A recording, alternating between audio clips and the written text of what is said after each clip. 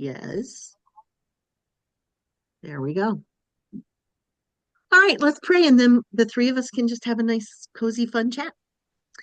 Father, thank you so much for this day, for Lynette and Shannon and Jody and all our other friends who are part of this book club.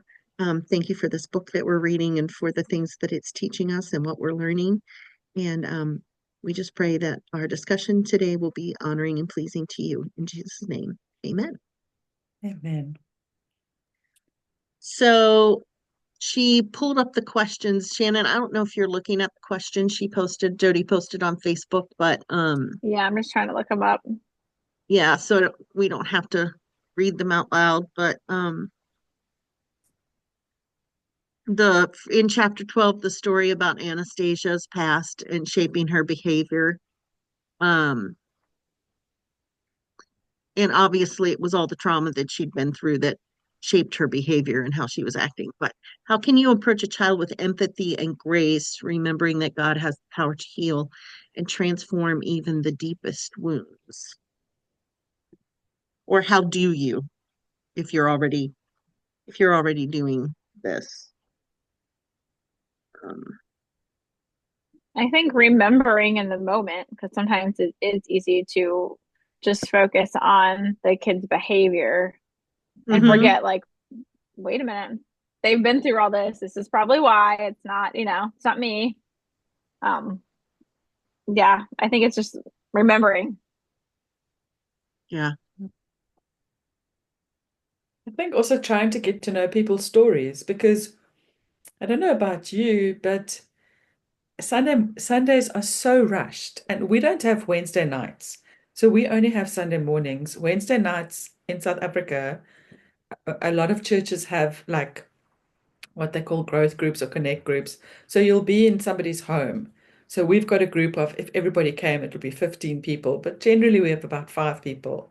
And we meet every Wednesday, or we meet every second Wednesday. So we don't, and there are no families with children, or there's one family with children in our group. So we only have a Sunday morning. And I find church starts at 9 to 11-ish, and most people come at 9:05. So there's not a lot of time to actually get to know the children that well.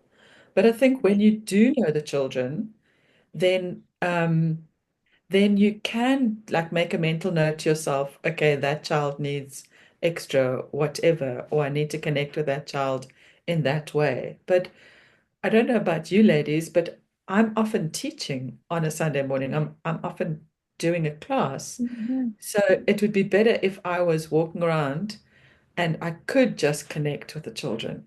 Mhm. So I suppose in a perfect world, that would be great because then you could get to know their stories and get to know what each child needs. Um, yeah, Yeah, I'm with you, Lynn. In a perfect world, that I would love it if I could just do that. Especially because I have one little boy right now. He's 5. We're trying to figure out the story behind the behavior, and so I haven't had a chance to talk to his parents yet. But I think he might need some one-on-one for a while, and I'm just kind of like, okay, where are we finding that person, and who is it? yeah. Mhm.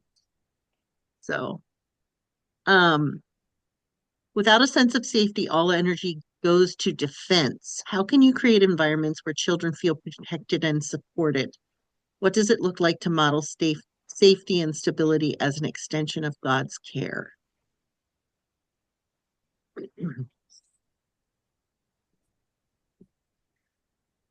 When I will was go ahead, Lynette. sorry, when I was reading this section, I was thinking, yeah, so in um When I See Fireflies, Janine's book, When I See Fireflies, she was talking about like how the alpha generation like things to be changed up and different and not predictable.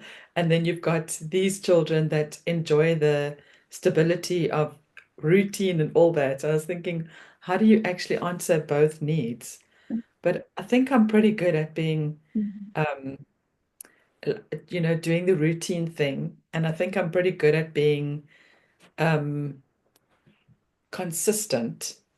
Like I I do what I say, and I'm pretty consistent in my mood. I'm not like uppy one week and down the next week or whatever. I'm always strict, so they know that. Um, but I think that provides safety because they know what they're getting with me. So I think that provides safety. Yeah, Yeah. Yeah. one of my volunteers was a couple of years ago. She was like, when we have kids church during the sermon portion of of the morning church worship service, it's like she would write the lessons, and everything happened in the same order. It wasn't the same words, but it was like, let's sit on the floor, let's have a little prayer, let's chat about our week or the thing we're going to talk about. And then we have the story, and then we sing, and then we have a game where we get to run around the room, in a controlled fashion of some kind, and then we have our snack. And she was just reminding me how important it was that there are some kids that routine will make them feel really safe. Hmm. Yeah, I try to do that. And if we're not if something's gonna be different, I always tell them ahead of time, like, hey, today's a little different. This is what, how it's gonna go for whatever reason. I do like on page 111, it's got all those like remain calm, name it to tame it, provide structure, predict, like all those, like the validate feelings. I think those were all good ones. Mm. I appreciated the safety script that was in the middle of page 112. Um, our church is a safe place. It's important that, you know, um, no one hits another person, so it's important that Oh, you not yeah. hit another person because we want this to be a safe spot for everybody.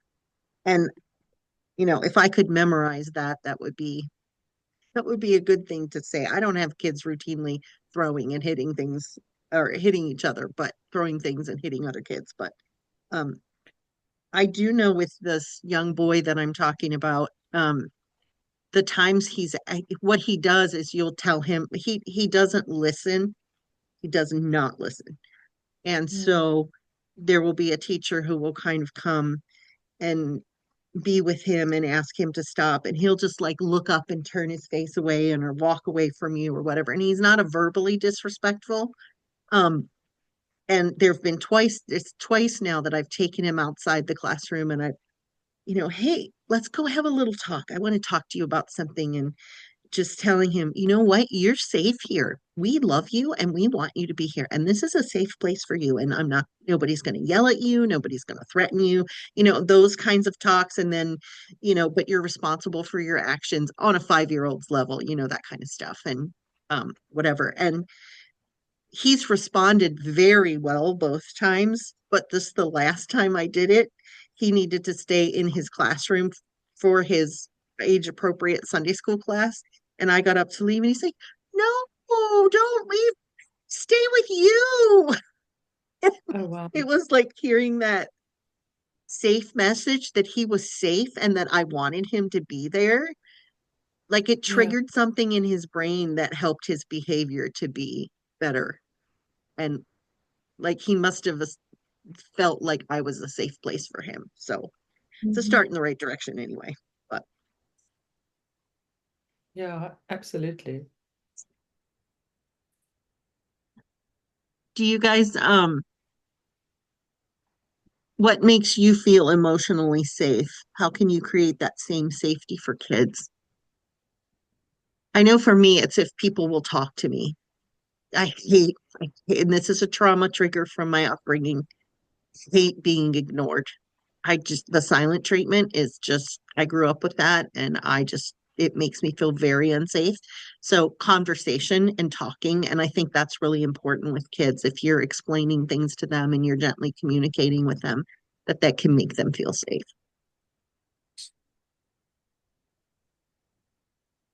I think for me, I really had to think about this one. It's like, but I think for me, it's knowing that people are really listening, because it's also triggers from my childhood Hmm. of feeling that people weren't interested in what I had to say, or felt that what I had to say had no value.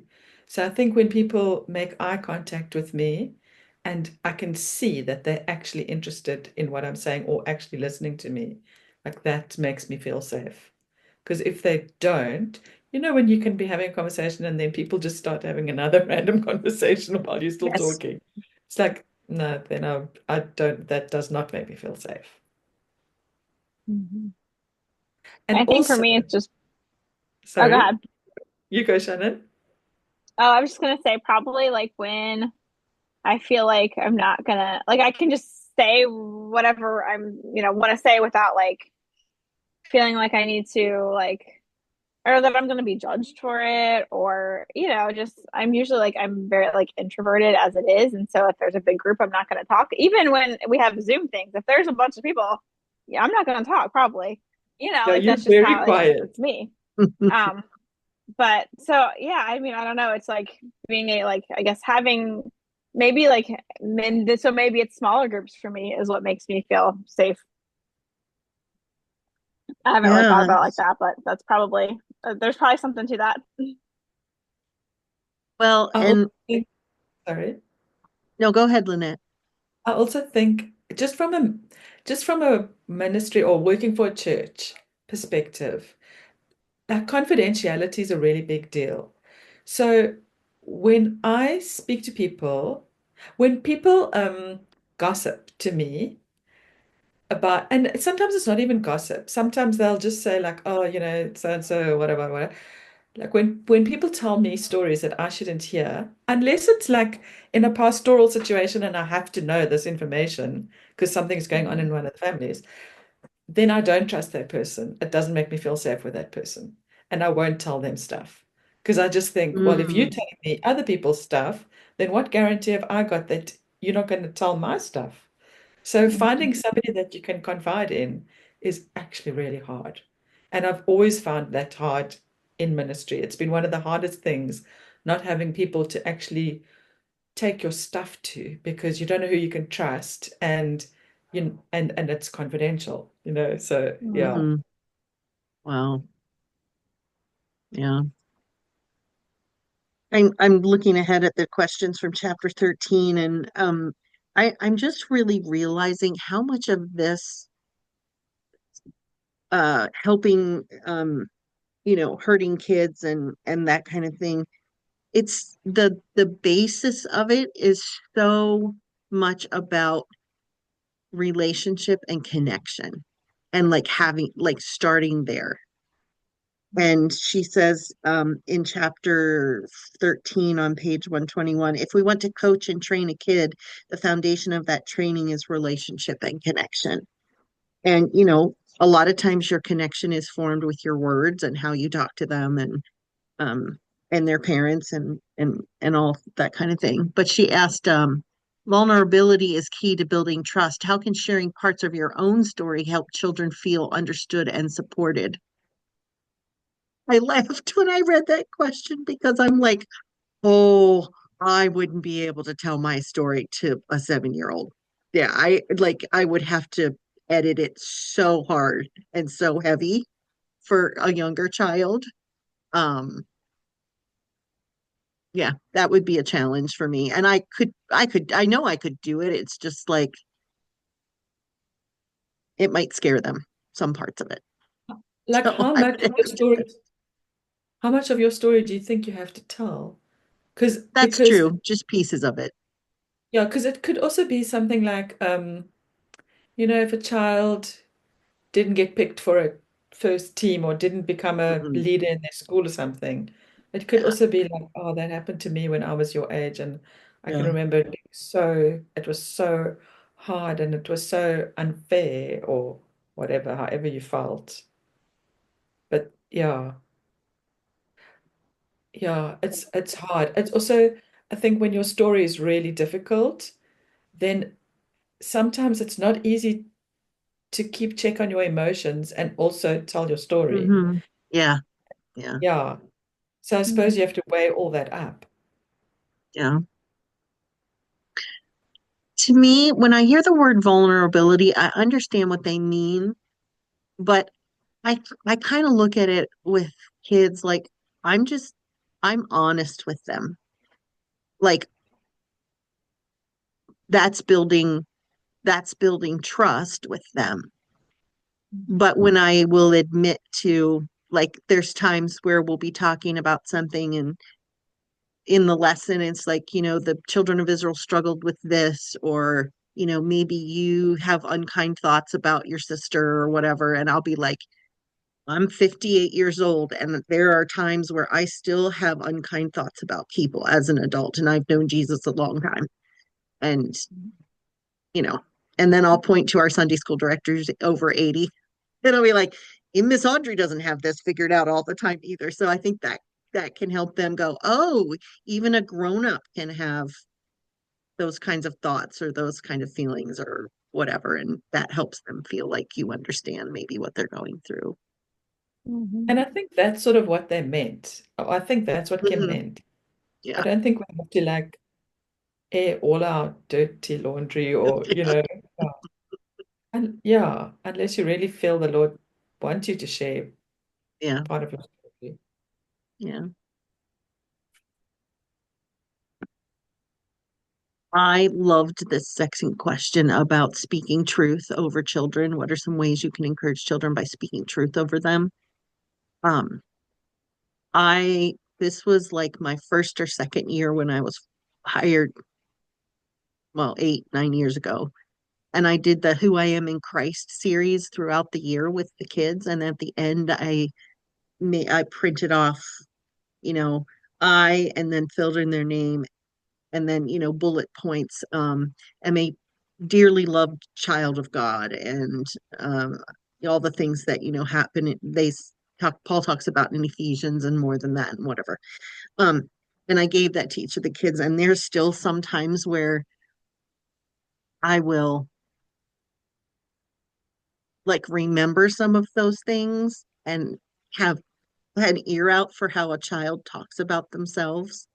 And some of those things will come back to my memory. And then I can say, that's God, this is what God says about you, and combating the lie that they are hearing or believing. Or, I mean, I even have adult people that I do that with, but um, Mm. I just love speaking that truth over kids. So, I've got two series that I wrote about. The one is called Truth Detectives for like elementary, and then the other one is God Says for like slightly older children. And it's all about the lies that we typically believe at that age, and then what does the word actually say? And I think, yeah, I think it's really important to speak truth over children. Also, children are so like they hear so much negative stuff, even teasing from their friends and their siblings and whatever. Oh, I wanted to say that right at the beginning you mentioned the the the statement that you can use about hmm children's church, so we don't do this and hmm da.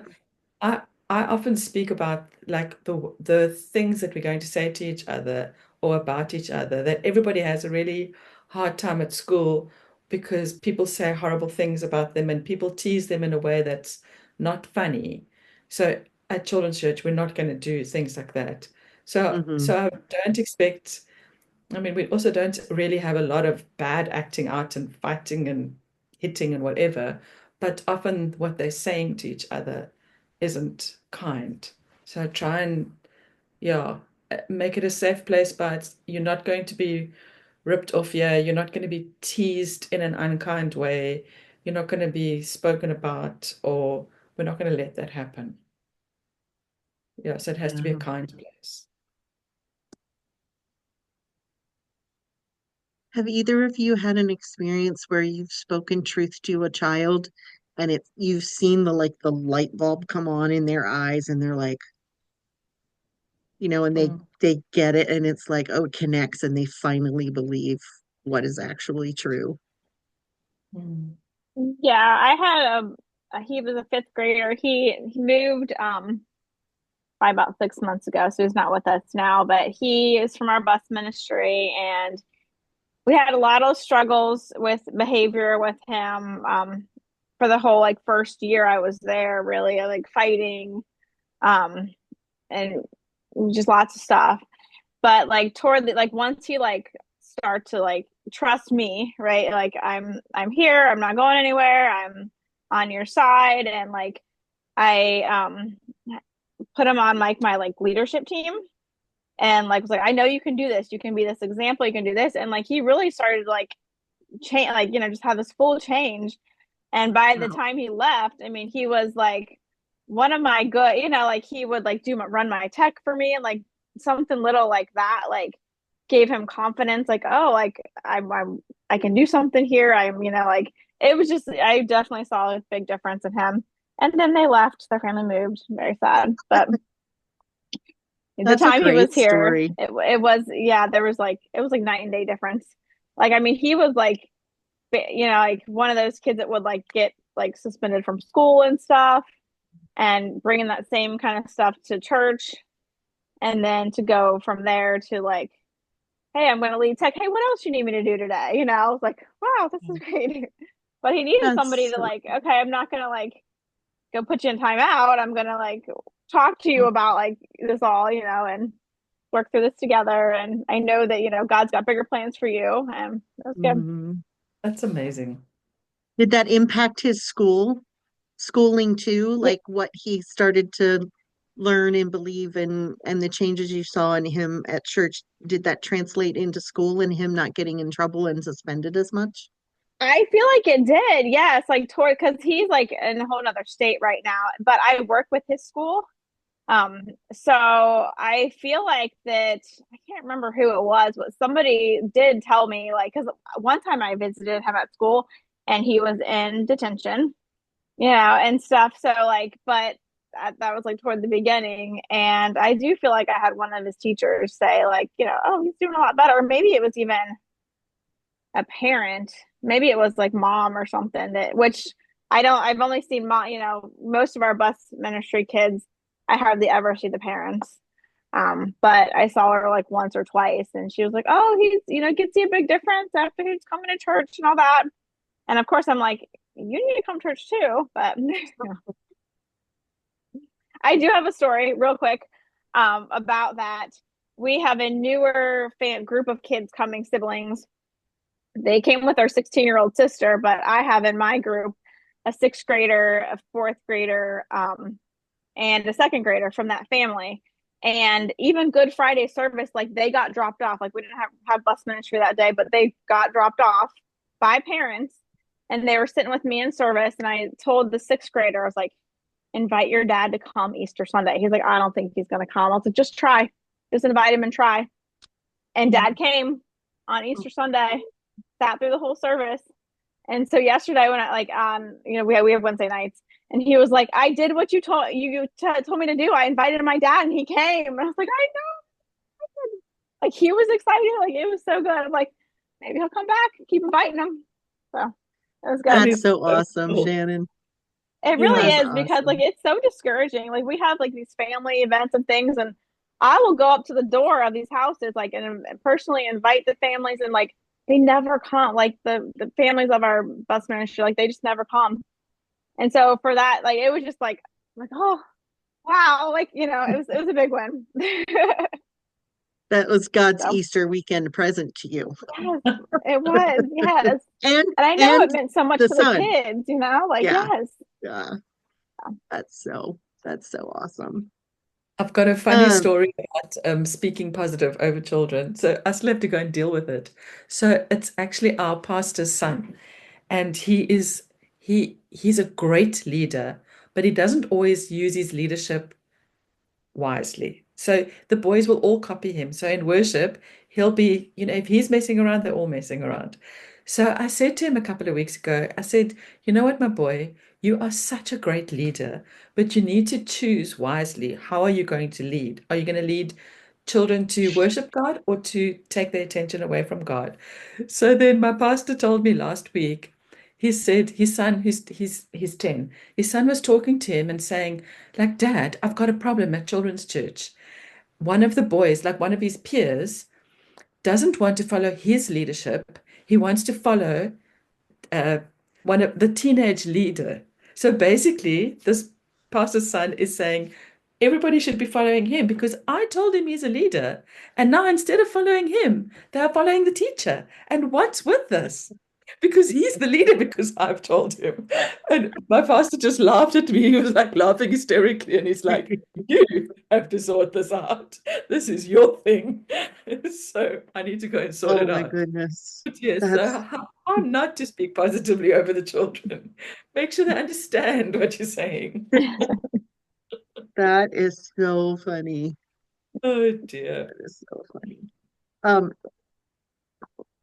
I chapter 14, I had to crack up on page 129. What's your face communicating? And I was like, I have worked so hard on my words. But I still think I do the face thing sometimes. And I'm like, oh my gosh, this is really convicting. And I think like, do I walk around with a mirror so I can check my face before I end up talking to a kid? I I guess think we it's could give permission to like our other leaders, like, tell me if my face isn't, Yeah, yeah. I don't know if they would do that, but I've had a yeah, few people say that to me. In fact, my pastor's wife also said to me a couple of weeks ago, she said, you need to do something with your face before you go into that meeting. But she wasn't being rude. I was actually really grateful because I was really tired and it was just like, oh, like I felt like that. But unfortunately, my face, oh, it just expresses exactly what I'm feeling. And yeah, also, I also feel like Sunday mornings are quite stressful sometimes because you've got 10 things going on and you need to make sure that they all work. So then I've got a face, not like a friendly, like, hi, how are you? It's so nice to see you face. Oh dear. oh It my also goodness. kind of Mary Lou. I have Well, one of my high school leaders. He's actually my daughter's boyfriend, but he works with the kids a lot and stuff and with me, and he'll look at me like, you look stressed. I'm like, thank you. Fix my face. I'm not trying to look stressed, but he calls me Yeah. out on it all the time. yeah, that's funny. Yeah, Um, because you don't want to feel like that. It's just, yeah, your face. Yeah. Yeah. well, and Shannon, I'm assuming that you're younger than both Lynette and I, but I think there comes a point in a woman's life, especially if she's past a significant physical marker that every woman goes through, where the face just it needs way more work because it's just finally in this spot where you're like, okay, I I'm older. I this face just yeah, I've noticed that lately. I'm just like, okay. Oh goodness. And I wonder sometimes talking about what our faces communicate. When Jesus was with the disciples, did he ever roll his eyes? Did his face communicate frustration? Like, did Jesus have a face that needed to be adjusted on occasion? Like dealing with these 12 young men who just didn't get it, even after all the things that he kept saying in the repetition and everything. So anyway. Um, the first question is how can you invest in a more relational connection before stepping in to corrective roles? Is there something that you guys do where you try to connect before you correct?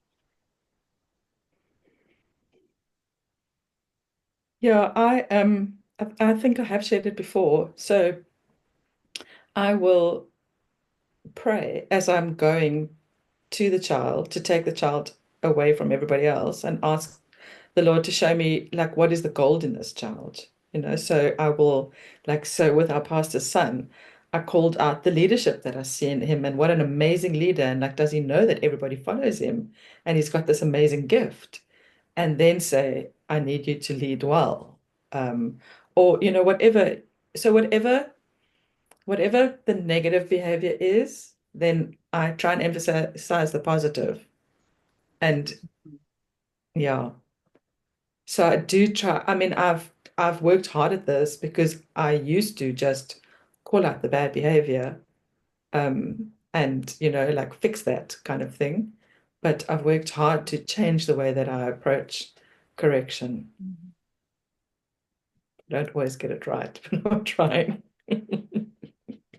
Our my second and third grade Sunday school teacher she does this really cool thing where if she sees a child doing something well, she'll say, I like how John is sitting, quietly waiting for me to start the lesson, or I like how Brady is being kind to Micah, or and the first time I heard her do it, I was like, what? That's was not how I parented at all or anything like that. And I just thought it was just brilliant. And it goes back to like the previous chapter about speaking positively over a child and her thought behind if you notice a positive thing and you have followers, children who are more naturally followers, that they may realize, oh, that person's getting recognition for something they're doing well. Maybe I will do that like that kid, and then I'll get a positive response or something like that. So that's not my natural default, though. I have to work at that one. Mhm. We have a ministry here in Minnesota. Um, and actually, the couple who started it have spoken here to our parents over the years past. It's called Connected Families. And if you've never heard of them, I would highly suggest you looking it up. They have this pyramid thing where instead of going right away to the behavior to correction, they talk about connecting first. You connect first and um, remind a child that they're safe and they're seen. And then there's a couple steps, and then you get to the correcting piece. And that has been really, really helpful. And it was kind of those things that I was saying to the little boy that I was talking about a little while ago about, you know what, you're safe here. I really like that you're here. And, you have this positive thing about you, and um making that connection first emotionally before digging into the correction. And I still need a lot more work at it, but that's been something that I've tried to do when I've had to correct.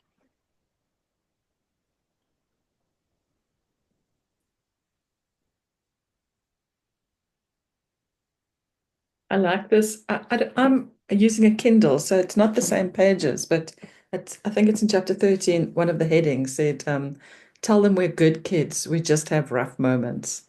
I Yeah. really like that sentence. Mhm. Yeah, because as adults, we say to each other, I'm just having a rough day. When somebody Yeah. notices you're a little off, and we kind of go, okay, I get it. But for kids, Yeah. they have rough days too. That was a really good reminder. Mhm. Yeah.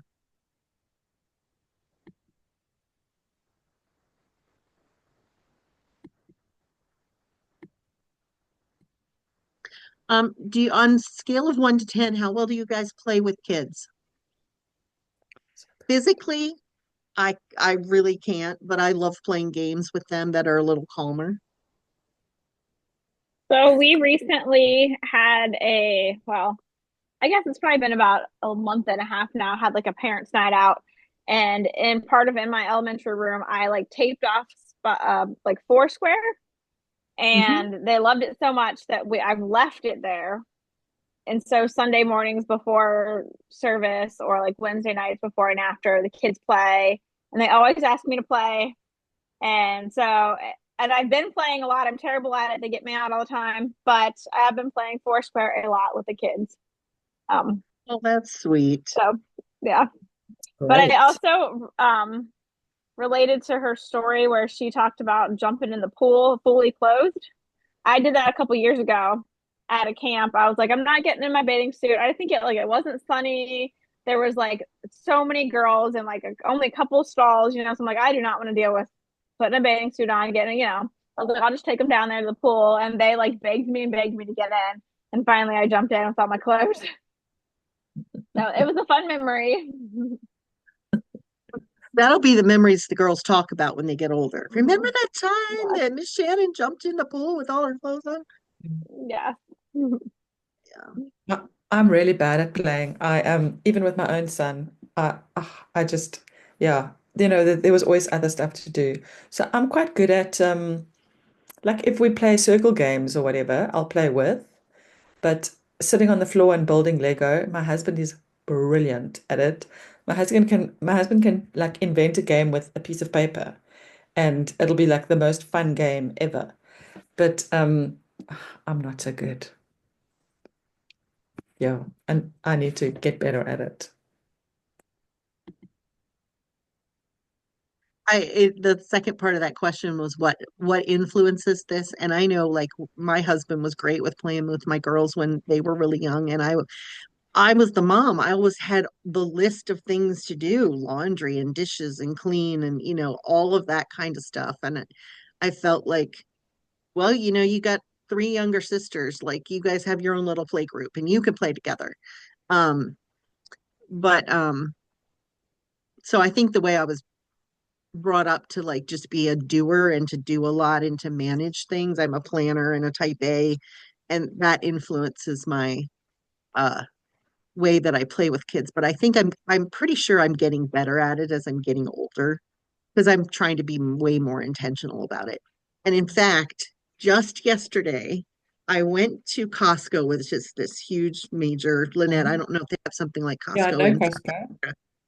and they were selling a lawn-sized Connect Four checkers game, a Plinko board where you put a chip at the top and it kind of goes down into these little things in the bottom, and then a Tetris. It was called Tetris Tumble, and it's those blocks. And apparently, if you get too high, then they tumble off or something. I haven't looked at the instructions yet, but I saw those and I was like, yes. I talked to our worship director who's helping at a community event with me, and I'm like, should we buy these games for this event? And then the kids will want to come to our table and talk to us about our kids camp that we're doing this year, and hopefully they'll want to come and all that kind of stuff. So after dinner last night, my husband and I went back to Costco and we bought all three of them. I was just like, the kids are going to love this. And there are those moments where, like, we have parents' night out in the summer, like one in June, July, August, and the kids can come for 2 hours and parents go have a date. So, like, there's so many uses for these games, and I'm really excited to Mhm. introduce them to the kids and have a little bit more fun playing together. But that'll be We fun. put out games. We put out games every Sunday morning because people started. We have like corporate prayer from 8:30 to 9, and so quite a few of our parents come early. So we do have games out, but generally I'm running around. So all my teachers have to sit and actually play with the children once we've had prayer and they've set up. But I'm generally running around. So yeah, but it is something I have to get better at. Mm. Do you guys do time in or time out? What's your approach? That's the third question. To time in or time out. It probably depends on what volunteers I have and their skill set, I Yeah. would say. Yeah. If it gets really hectic, I shared last time about I believe that, we're actually here to host the presence of God. And if the children are not letting that happen, then I do use time out. But I probably use it a couple of times a year. Because that Mhm. Yeah, because not a lot. you just have to do it once, and then the children realize that actually I'm not joking. I'm like this is really serious, and yeah, Mhm. yeah. But Yeah, I then like some of this kind of like what you said, Mary Lou, like some of it like I would want to maybe like do more of like the time in thing, take them to do this, but like if I'm teaching like Yep. our whole group, then I can't do that. So depending on who else I have in the room will depend Yeah. on whether that's going to work or not. Yeah. That's what Yeah. makes it hard for some of this stuff is Yeah. but I can't do be in two always places at connect with the once. children. I try and connect with the children afterwards and try and find out what was going on. But Yeah. I can tell you who the children are that are going to probably have to have a time out. You know what I mean? It's yeah. If Mhm. the child is behaving oddly and they're usually not a problem and like one week they're really just not themselves, then yeah, then that's like a red flag, then Mhm. yeah, that's different. Yeah. I liked how she said on page 134 about connection happens best in the context of relationship, and relationships are strengthened through shared fun experiences. And that's why she's talking about prayer. And so I read that and I'm like, if I want to deepen my relationships and my connections with my kids, then we need to do more fun things. And in my mind, singing and dancing to kids' worship songs is like the funnest thing there is. Like I love to sing and dance with kids, but a lot of our kids are pretty tame and pretty quiet. It's the Norwegian, Scandinavian, reserved Minnesotan blood. It keeps them because you see it in their parents. Their parents are not demonstrative at all. I'm not from here. I was born on the East Coast, so I have a completely different way of expressing myself when I'm worshiping. But just yeah, just thinking about, man, what can we do for fun? Because I know my kids and they love to have fun, but like how can I be intentional about that to strengthen the relationship?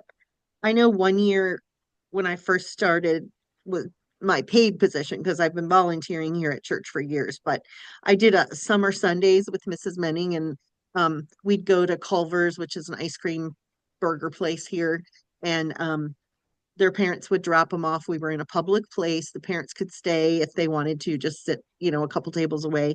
And I just bought the kids ice cream and we would sit and talk about, hey, what do you love to do? And what do you do for fun? And I think I need to resurrect that because it was so fun. And one of my favorite pictures of me with two of my students was taken at one of those nights. And it's still one of my absolutely favorite pictures of me with some of my kids. And I would love to do that again. We do we do welcome, and then we always do some kind of game, like often a minute to win it game, or so Hmm. there's always a lot of laughing and fun around that. Um, and then there's always a game part in the lesson, but that's often, it's got a point to the game. It ties in with Hmm. the lesson somehow. Yeah. I used to do a joke a day, like kids could sign up to tell a joke on a Sunday.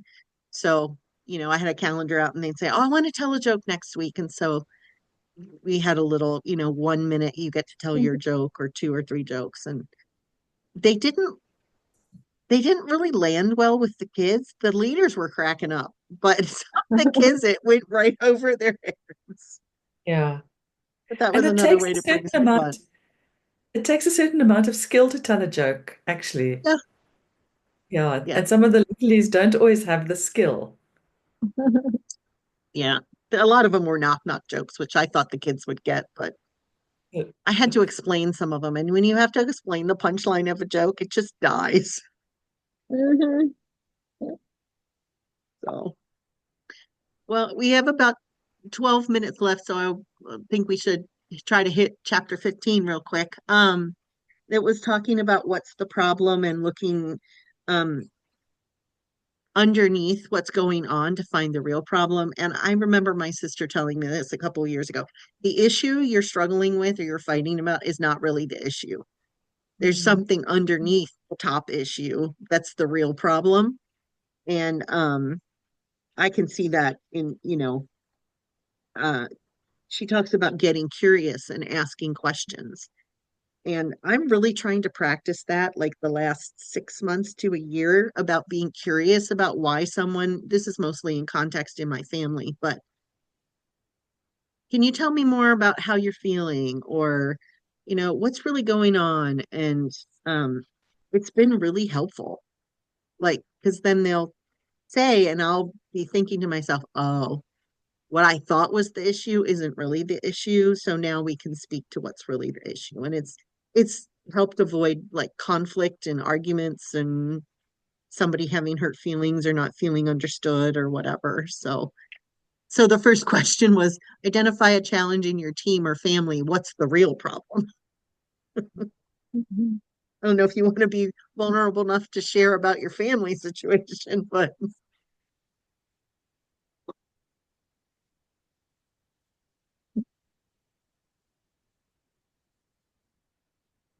I think just in my family, I think we've worked quite hard at um, understanding what's beneath the problem. So realizing that we're acting out and then asking ourselves, so why are we acting out? Like what's really going on here? And we communicate quite openly with each other. I mean, there are only three of us, so that makes a difference. But we communicate quite openly with each other. So yeah, that's been an interesting exercise. It's like, okay, so I'm feeling frustrated, but why am I feeling frustrated? Like, what's actually going on here? Yeah. Yeah. Well, I have five daughters and me in a house with one man. It has been a very interesting journey. I'm sure. Uh, So, Shannon, like how when many you children guys, do you have? Sorry. Shannon, how many kids do you have? I have seven. I have four Okay. girls and three boys. Okay. Sure. And I So I'm grew up really, as the oldest of 12. So, wow. yeah, lots about family dynamics. Wow. But I was going to I ask, do you guys have a go-to question? Like when a kid is acting up at Sunday school, do you have a go-to question that's kind of like your first question yet you think to ask to kind of get behind what the behavior is? that's a good Not idea. necessarily. That is a very good idea. No. Especially if you can train yourself, because we want to be more curious, we want to build relationships. So if you train yourself that this is always your question you ask when you Hmm. see this kind of behavior. Hey, didn't you have like a whole list of questions somewhere? I'm trying to find it, but I I don't don't think it's know because like attached. you can if you ask like what's wrong, they usually won't. You gotta ask like a different question than that, or I don't know. Yeah, it was on page 114 under the section about felt safety. And it said, is anything worrying you? How's your body feeling? Anything Okay, that yeah. made you feel scared? Yeah, that you can start to ask those kinds of questions Hmm. and it might pull some things out of the kid. Um, one of mine that I would ask is, are you hangry? Do you need food or water? Yeah. Yeah, yeah. So, On page 138, it says, is this behavior interfering with the child's or others' participation or safety? In other words, is this behavior a bother to you but not impacting others? Sometimes the adults in the room are more easily distracted or bothered than the kids. And if this behavior is not negatively impacting others or the child, ignore the behavior. And I understand that, but like I kind of struggle with that a little bit. Like I'll have a couple of kids, I think it was like a couple weeks ago maybe that like one of them was like, everybody's supposed to like when our 5 minute timer goes off, everybody comes and like sits up. We have like the bench seating. And like so if I'm speaking, like everybody's supposed to be on the bench seating. And I'll have like one like that wants to like go over and start playing with the Legos. And he is like one of our ones like from our bus ministry that I know there's like some other issues going on, things I don't know about. Um, but then when he's doing that, and if I allow it, then slowly another kid's gonna start going, and it's like, how do I don't, mhm. like they're not technically they're not bothering anybody else. It is distracting to me. Um, but I'm like it says like, hey, let them do Going it. to But become a then bother. everybody thinks that they can not listen when I say come sit here, and not listen when I say can't play Legos when I'm teaching. And so I'm like, well, Yeah. I don't know. I don't know what to do. I wonder if you gave them a fidget toy, Yeah, do you think that we do would have help? fidget toys that they're allowed to use. Yeah, but and sometimes I'm like, I am trying to figure out what's the reason behind like why they're doing that versus some days they'll sit there fine, and other days like it's somebody. It's not always even the same person, but like I feel like it's always somebody that's trying to like just do what they're not supposed to do. And so I'm like, okay, technically I guess sitting over there is not, it's not whatever it says. It's there's safety's fine.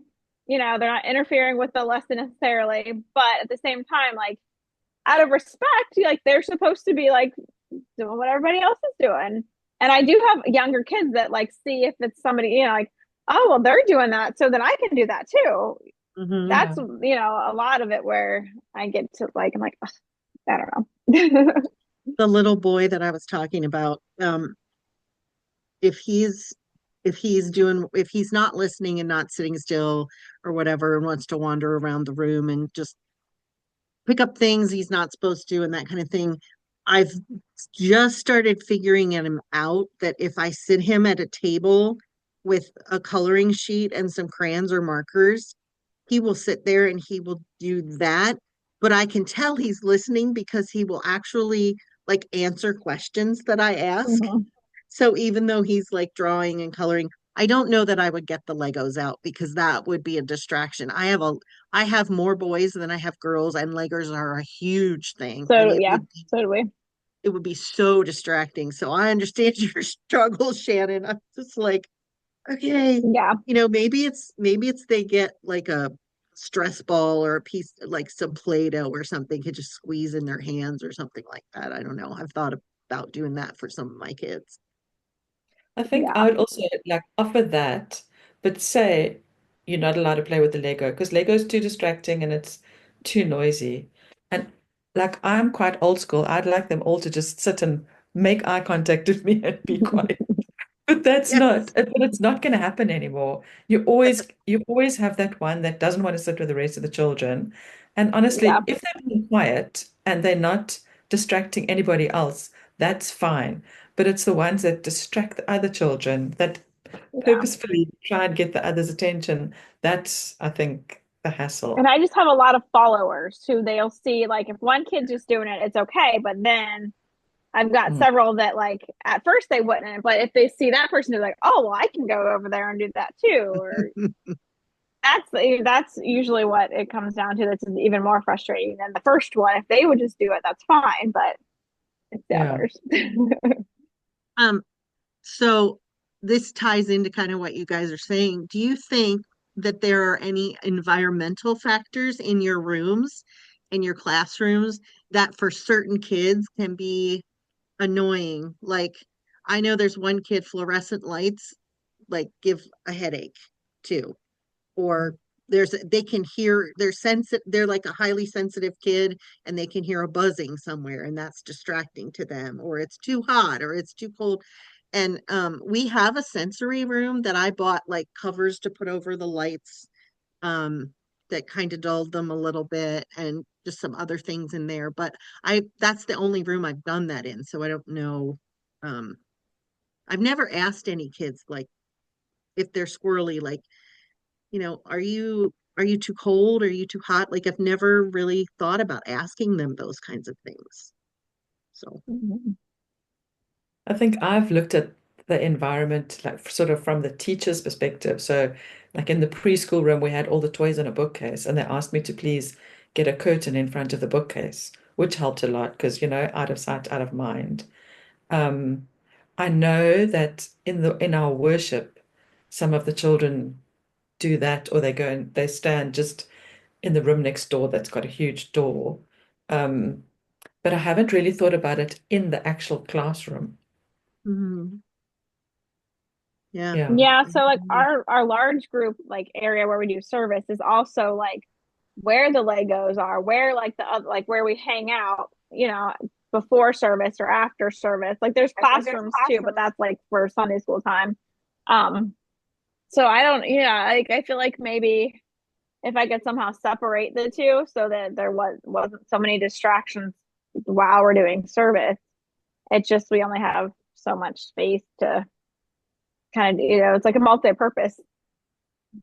Like for And us, we even have like the Mhm. bench seating that can push, we can push it all against the wall for like a big game and then pull it all out. So it's a good space, but it will cause distractions. Like the Legos being over there, and they know they're over there because they just got done playing with them. Actually, it's Yeah. usually the kids that want to play Legos during the message aren't even the ones that play with them usually. They're the ones that are playing Foursquare. But then all of a sudden they want to play them, but it's time to play them. Oh, goodness. It's Well, challenging. it is challenging. It's so worth it, but Mm. as I'm reading this book, I just keep thinking of things to add to the list. Oh, I should check that. Oh, I should check that. Oh, I should check that. And I've been doing this leadership development thing through my church denomination, like national office and whatever. And I'm finished in June 24th, and I'm like, okay, kids camp, VBS will be over. I will have graduated. That'll all be over. I'm like, July and August, I will have time to think about and pay attention to all of these things that I haven't been able to do for the last 2 years. So anyway. Well, ladies, it's 1:31. It was so lovely chatting with two of you. It was very fun. Yeah, it was. So Sometimes it's nice to Good. be a small group. yeah. Yeah, You don't have to mute yourself the whole time when you're not right. speaking. Except for when my kids start walking in the door. Yeah. Yeah.